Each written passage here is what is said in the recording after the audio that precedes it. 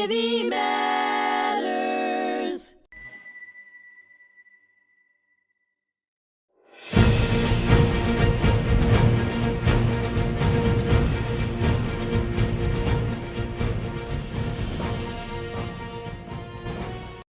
Hello, and thank you for joining me today. I'm your host, Richard Acritelli, and on today's episode of The Fog of War and Humanity here on HMTV, my special guest is Army combat medic and Vietnam veteran, Mr. Frank Asselta, will join me for a conversation about his military services in Southeast Asia during the Vietnam War. Here we go, Frankie. Let's get started. Frank, where did you grow up as a young man? Born in Brooklyn. Okay. Grew up in Rocky Point, Long Island. Okay. When did you move out to Brooklyn? From Brooklyn? 1959. Went to Joseph Egger School, and then to Port Jefferson High School, and then to Suffolk Community College before I got drafted. Okay. Have you noticed many changes in terms of Rocky Point, Sound Beach, the North Shore of Long Island? It used to be a summer community, and in the fall, everybody would disappear. Now it's an all-year-round community, and so the characteristic of the community changed a lot since the 1950s. Okay. What were some things that you like to do out east? Well, I'm a sailor. I'm a pilot. I like to do those things. They're a little expensive, but those are two of my hobbies. And I like to be in a nice, quiet location most of my life. Okay. Now, what high school did you go to? Port Jefferson High School, now Earl L. Vandermeulen High School. And what were some of the things that you did as a kid there? I continued my baseball career. I played baseball and football and 1 year of basketball. When I was a freshman, I found out that I was out of my league. They got much better in high school. But I played sports for the high school, and that was basically it. I had a good time. All right, so you're like the all-American kid, right? You playing a little ball, a little football. You were near Port Jefferson, near the water as well. Now, what year did you graduate Port Jefferson? 1963. Okay, and then what was your path after that? I went right to Suffolk Community College. I have no idea why I went there, except just before I graduated, there was the big sign on the wall of the high school and had everybody's name and where they were going, and my name wasn't up there, so I decided the last minute, took a couple of tests, and went right to Suffolk Community for 2 years and graduated. Okay, so now you graduate in 1965? Yes. Now, when do you go into the Army itself there? Was it right after? 1960. I wanted to be a pilot, and I was getting ready to sign for the Navy, and I got my draft notice, so that ended that, and that was in December of 65. Okay. Now, what was that feeling when you got your draft notice? I expected it. You expected it? Yeah. Okay, so... Well, I expected it, but I wanted to be a pilot, so I took the draft. Okay, so but you weren't completely blindsided. You knew what was going on, right, with the expansion of the Vietnam War, right? Other Americans were kind of getting drafted and going in. Yes, and I always say, I always had a kind of a grammar school fantasy to be in combat, protecting the students, something floating around there. And so I was kind of not worried about going. I wanted to kind of experience it, and one of my big mistakes in life. Okay, all right. Well, did you have any family members that had served before you? No. No? Okay, so you were probably one of the first Asseltas, right, in uniform. So. Yes, yes. Okay, so 1965, end of 1965, you get drafted. Where do you end up? Where do you start your training? Went to Fort Dix in December and January. We shoveled snow, learned about frostbite, learned all the things I didn't need to know in Vietnam, but I spent 8 weeks in Fort Dix. Yeah, so you have the cold weather of the Northeast compared to the hot weather of Southeast We didn't even Asia. do a bivouac because the weather was so nasty back then. Okay. And then from there, I went to medical training, which was 10 weeks in San Antonio, Texas, which was, I hate to say, equally as bad. We learned how to catheterize people, all the terminology, how to fill out a card when a casualty got hurt, which I never used again. And it wasn't really the training I would like to have seen for the combat medics going overseas. They should have taken people like me and trained the new combat medics. Sure. Because I changed a lot from what they told me to do. Now, a year or two later, as there's more soldiers going over, the Army's getting larger, the war's getting larger, do you believe the training probably was a little bit better 66, 67, 68 because there was more experience on how to handle the war, or it was just a slow process? I spent 1 year there A little less. It took us a month to get there by boat. But nothing changed. Okay. We were still using tourniquets that were ridiculous. There were no tourniquets, and that's what you needed, was a good tourniquet. It wasn't kept up to par. It wasn't ready for the Vietnam War. It really wasn't. So they had a long ways to go in a short period of time then, right? They did. I mean, as soon as I got to Vietnam, I took my aid kit, dumped it out, threw it on the ground, made up 2 of my own aid kits, one including about a dozen ace bandages, which I used on all extremities. And they issued me 5 shots of morphine. I increased that to 15 shots of morphine. And, 5 shots of Thorazine for those who didn't get wounded but were mentally upset. Sure. So to keep them under control, they used Thorazine. But none of this was told to me. Okay. None of it. I mean, the aid kit had a snake bite kit in it. You know, you don't worry about getting bit by a snake when you're in combat. Yeah. You just don't. Now, you end up going to Vietnam in what year? What year do you get deployed over there? Now you're pushing me. 65, 66 and 67. 66, so it was relatively hot. You know, hot, and it was really kind of hot fire-wise. But it was the start of really heavy combat operations. We were the first, the 196th Line Infantry were the first to get involved in 4 major operations: Attleboro, Junction City, Cedar Falls, and Gadsden. And we were initiated to those battles. We weren't even climatized. And it was a problem. I mean, it was major battles. They were the biggest battles. If you got a minute, I'll go into it. Sure. Now, before you get into it, your infantry unit, so you're a combat medic, but you were there to fight as well. Could you describe the type of training or experience that was needed to kind of get into your infantry unit? And what did you guys kind of specialize in? What was kind of your mission that you could identify? For some reason, maybe because of my personality, though, I was assigned to the recon platoon. And the recon platoon were like a platoon that got all the dirty jobs. I'll go into some of them later on, but I was assigned to recon, and I spent 6 months with them. And then I was all combat medics in Vietnam. You spend 6 months on the front line. Then you're supposed to get rotated back to Battalion Aid Station, spend 6 months with the Battalion Aid Station, which is much, much more safer than being on the front line. Except I ran into a little trouble in Saigon. I wasn't AWOL, nothing bad. So my punishment was to put me back out in the front line. There is no other medic that you're going to talk to, unless there was a shortage on medics, that spent 2 terms of 6 months on the front line. So it's 2 6-month tours on the front line there. So that's considerable amount of time then, right, for anyone to bear? I would say so. Okay. And things didn't slow up at all. I received a medal my second term, but that's the way the Army worked. Now, were you armed? You were armed with 2 things. Obviously probably your weapon, right, and some of the materials you needed, but also your medic supplies as well. I always had an M16 until it jammed on me. So then I carried a shotgun, then I carried a grease gun, I carried everything you could possibly have. I was with recon, so trying to keep up with the men's bravery, I'd walk point, rear security. You didn't know me from anybody. I looked like just an infantryman. I was an infantryman until somebody got hurt. And then what did they call you? Screaming out loud. You could, most of the time you couldn't, you just knew something was up. Okay. Doc, medic. Right? Doc, a medic. Okay. Yeah. Never Frank. Yeah. A lot of people I took care of I didn't even know. And they didn't know me. And how old were you when they were calling you Doc? 19. 19 years old. So not too far away, removed from Port Jeff and Sound Beach and the North Shore. 19 years old. You grew up very quick and had a big job on your hands. Very rewarding, to say the least, to look at my hands and say, wow, save people. But I do suffer from post-traumatic stress disorder. It controls my emotion, not my life. My life went on. It was positive, I think. I had a good family, a good wife, good education, did a lot of things I wanted to do. But even now, you'll see me choke up from time to time.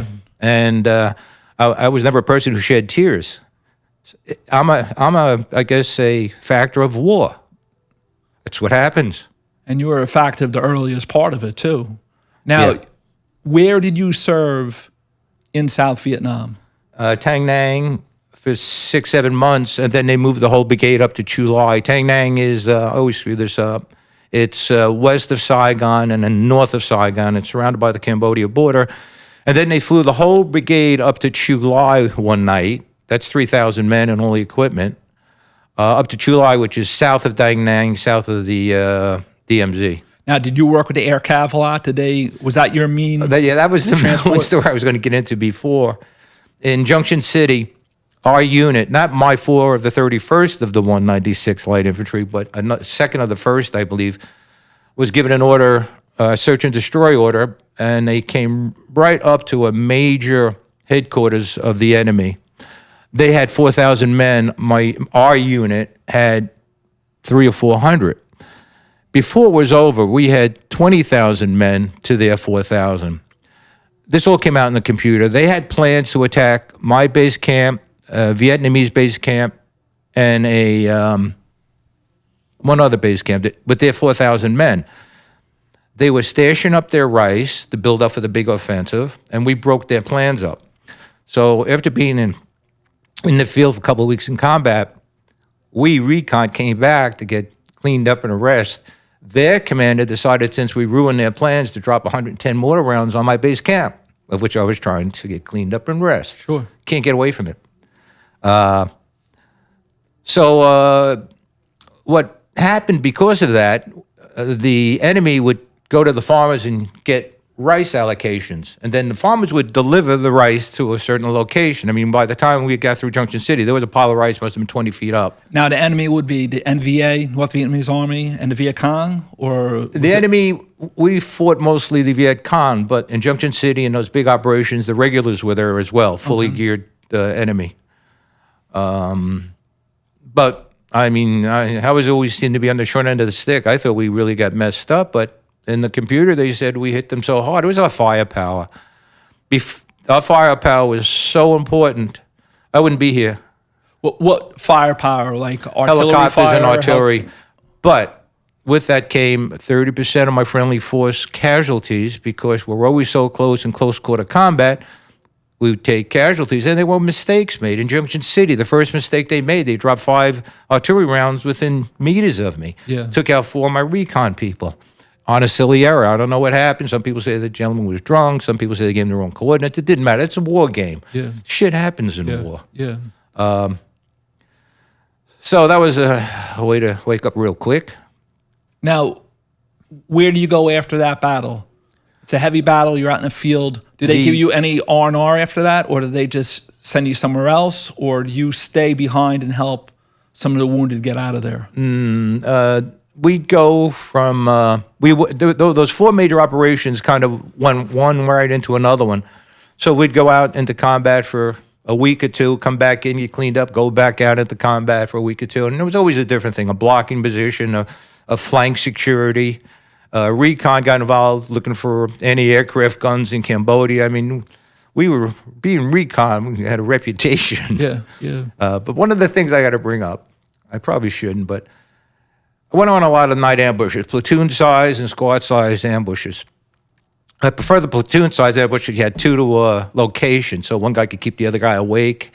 But the squad size ambush, you had 12 people, so everybody had their single location. You would be brought out. It'd be nighttime, so the enemy wouldn't see you getting there. And you would be set down in a prone position, and your fire lane straight ahead. We'll see you in 6 hours when the light comes up. But what was happening was, during that time, we would set up these local ambushes around base camp because of the mortaring. It's incredible. We'd go out on patrol. There'd be nothing there. We'd come back. All these mortar pits are dug by the Viet Cong, where they had their tubes and all their mortar rounds stored. Now, when you were going out, how many other soldiers were with you? I was usually in a platoon, whole recon platoon, which is usually, it's supposed to be 40, but we were about 30-something. Yeah, I'm sure. And a lot of squad ambushes, which I didn't like at all. They decided to send a squad out every night. The problem was they want the medic to go out the squad every night. So I went out on about 12, 13 ambushes in a row, and I finally spoke up. I said, I just can't do this. Yeah, it's too much, right? Yeah. But what was happening was also to react to that major Junction City battle, recon was giving the order we had to go to the farmers and try to catch the Viet Cong negotiating their rice with the farmers, which we did. We did that for about a week or two, and we had to bring in prisoners. That's what I was leading to, bring in prisoners. We'd go out on a night ambush. Once you set off the ambush, flares go up and you try to assemble and get out of there, and then you call in supporting artillery or mortar. But we would come back without any intelligence. I think that's on my Facebook, but we were ordered to bring back documentation. Most of us in the ambush were draftees. We wanted to get home. We didn't want to die in a foreign country. So what we did was, during the day battles, we collect the information, the documentation from the dead enemy, and we turn it in, whoever was going on night ambush that night, and they turn it in the next morning. So they got the information a day late. We didn't think that was a big horror. If you were taking things off of like the dead soldiers, right? Viet Cong, the NVA, what would be like some of the things as you were going through there? They had small bags or small carriers on them, right? Nothing like the American soldier. Most of the local ambushes were done by Viet Cong, not by the regulars. By the Viet Cong. Most of them. What were things they might have on That's the problem. The time we did, we went up, actually had the nerve to go up to a guy wounded, and that's another whole story. But we searched him. We got a picture of his family. We never searched another one. They didn't need documentation. They fought side by side for 10, 20 years. They don't need to know who that guy is like we do. So all they had was family pictures on them. So we made our own rules. Yeah. Okay. And I'm here to talk about it, so. Now, when you look at the differences between taking a Viet Cong prisoner or a dead body compared to NVA, what would have maybe NVA have on them? I'm sure they had pictures, but did they have more they were full official uniform. Documents and maps and stuff like that? Or I never got into the only time we would search the bodies would be with my recon platoon. All other times would be done by intelligent people. Okay. They were just full uniform, and I doubt if they carried much documentation either. Sure. Okay. Now, how long do you stay in South Vietnam for? Actually, since I had good time on General Darby, which was a troop ship, 30 days. We left Boston Harbor, went through Panama Canal, Long Beach, and then to Vietnam. I only had spent 11 months there. Wow. Okay. It's still a long time, right? It was a lifetime. Yeah. Now, when you're there, do they ship you to other places around South Vietnam, or do you stay in one particular place?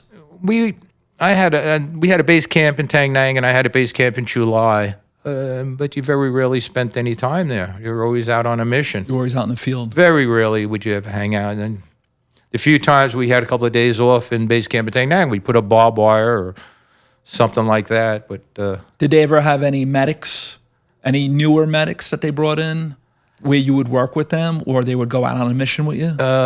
They made me the senior aid man of A Company after I left Recon. And I had new medics, but at that point, I would not make friends. I did not say hello to anybody, because you make a friend, you lose him that night. So I guess I was very unfriendly. You adopt things like better him than me. It didn't mean anything. Try to make friends with that attitude. Yeah. And I think it's self-protection. Well, you have to find a way of surviving, and you're a young man, right? That's the thing. You adjust if you don't want to somehow adjust yourself to thinking, you may not survive. I don't mean by gunshot wounds. I mean like when you come back from Vietnam. To me, it lit up my life. Yeah. My God, I survived the worst that anybody can go through. So I couldn't wait to get back to school. Do you ever have any moments where there are like any indicators where something just, you're reminded of something from the field or one of your experiences? Now, this is how many years ago? This is 60 years ago, 58 years ago, right? Yeah. So is there ever anything that kind of comes back to you, later on in life? What I try to do, the VA set me up with a counseling group and Prozac.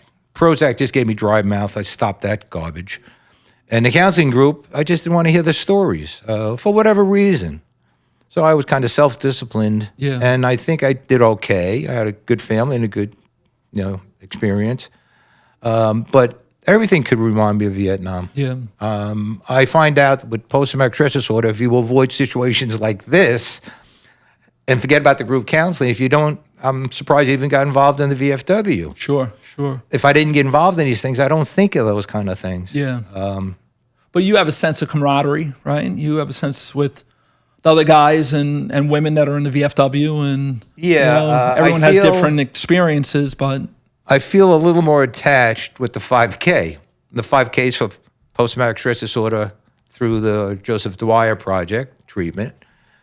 And I feel that, well, I didn't really need that treatment, but I know others could use it a lot more than I did, and it's a good cause. So, do you want to describe some of the 5K over the last couple of years?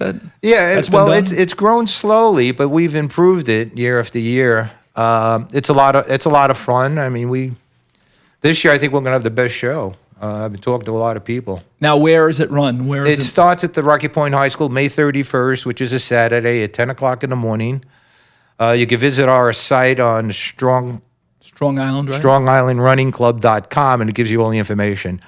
It's a lot of fun. I mean, we got a bugler up there. We're trying to get the fire department with flags, and we're trying to get an EMT group. Sure. And I think it's been growing, and the track is ready. And people love the course too. Yeah, it's very very challenging. They tell me, but I know from some it's very hard.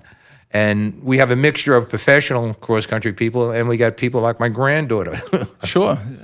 So we try to prep the course for safety, and that's what I've been doing over the last 30, 40 days. Now, do you like being out in the woods there and looking at the course? Second to sailing in the Sound. Yeah, that's how I broke my leg I broke my leg 3 times, broke my nose 4 times. We won't get into that. But I broke my leg the second time. I was out in rough water and coming into Rocky Point. My wife's waiting for me on the coast. And I hit a couple of rollers. My front sail, the jib jammed on me. I'm running back and forth by myself. I love going out by myself. I paid for it that day because one of the trips from the bow to the stern, I went through the hatch, broke my leg. Now, how long have you been sailing for? Since you were a kid? All my life. Yeah. I had a 60-foot schooner. I really got involved in sailing. Where is that out of? Which? I'm Mount Sinai. If you remember Mount Sinai back in the days, if you remember the 2 big black schooners all the way in the back of the harbor, we had one of those. And you go out in the Sound, right? You go out. Yeah, we go out. We even entered the Mystic Schooner Race. That was another episode. Okay. They had a big storm on the way back. Now, when you come home from Vietnam, and you talk about PTSD, your own challenges and battles, you're there as a young guy, 19 years old. You have your whole life ahead of you. What is the treatment like when you come home compared to today? I wasn't going to take any chances. When I got on the plane to come home, I went in the men's room, put on my civilian clothes. I didn't want to deal with it. I don't want anybody telling me anything. So by dressing back in civilian clothes, I didn't have to deal with anything. I took a taxi home by the time I got back. I surprised my mother, and I just didn't want to get involved in any of it. Yeah. I think that's the best way to handle it. Sure. Because who's going to tell me something bad about the war after I just treated dozens and dozens and dozens of people trying to save their life, And you saw the earliest aspects of the escalation of the war. And I mean, you've seen that part of that history, which is pretty interesting, Now, you come home, you go back to college? Yeah, I applied for an early out. Did I mention this? No, but when you come out of the military. What happened was they reassigned me. I had 4 months left, so they put me back in Fort Devens. I applied for an early out. I needed 93 days, and I applied back to Suffolk Community where I graduated from already because I didn't want to deal with the paperwork, and I figured they couldn't turn me down. They wouldn't give it to me because I needed 93 days to get to the first day of school, some smart person behind the desk. But then my orders came down from my Bronze Star with the V device, and some nice officer said, let him go home, go back to school. What does the V device mean? For valor. For valor. Because I ran out several times in combat. Yeah. You expose your own self. You're trying to help your own fellow soldiers. When a person gets injured and their life depends on the medic, I had no sense of bombs, bullets, or yelling and screaming. I just knew you had, whether it be triage or 1 or 2 people, that was my job. And you had to get to them. I had to get to them. No one was going to stop me. Now, you look at your time today, you look at the PTSD run, it's got to be gratifying in terms of almost coming full circle, right? That you're helping people that were overseas during the War on Terror, first Gulf War, or even other veterans that kind of took a little time to come out, right, and join the VFW and have that sense of camaraderie, right? I mean, that's got to be a good feeling for you. It is. Combat medics have strange feelings. I mean, we've been through a lot, and a lot of us couldn't survive mentally. But there are a few that I know of, a few combat medics who are like me. Wow, I got a second, chance to with my life here. Sure. To take every advantage of it that I could, and that's what I think I tried to do. And what did you do after? After you go to college, what was your job? I stayed in school until I graduated from Stony Brook, a Master of Science. And where did I go from there? I was hired by that job. By the LIA. Did you work for the town? Well, I started with the Long Island Association of Commerce and Industry. That's the big regional chamber of commerce. Okay. As a research analyst in public affairs aid, a combat medic. And then from there, I took civil service, became a superintendent of public works of villages, and worked for Lindenhurst for 14, 15 years, and went over to East Hills for another 5 years, and then I retired at 53. Okay. Another retirement. I had enough of the political bullshit. Yeah, well, all right. Well, it happens, right? It happened. It was the best thing that happened to me. I got an early retirement. And yeah. the strange things of all this, because of the nonsense, when you work as a superintendent, you're always being pushed to do something that's not quite legal, to support the party who is supported by a whole bunch of people. And they want to pay those people back illegally, some of it. They pushed the law. And since I wouldn't cooperate, as I knew what a superintendent was responsible for. Sure. I was suspended 3 days, and all this mishmash happened. I took my lumps, and the VA made me unemployable. Oh. How things work out, you never know. Yeah, you never know. Never know. But, all right, Frank, listen, thank you for coming down here to HMTV. You're welcome. Welcome home to all the Vietnam veterans, and thank you to our combat medic over here, Mr. Frank Asselta.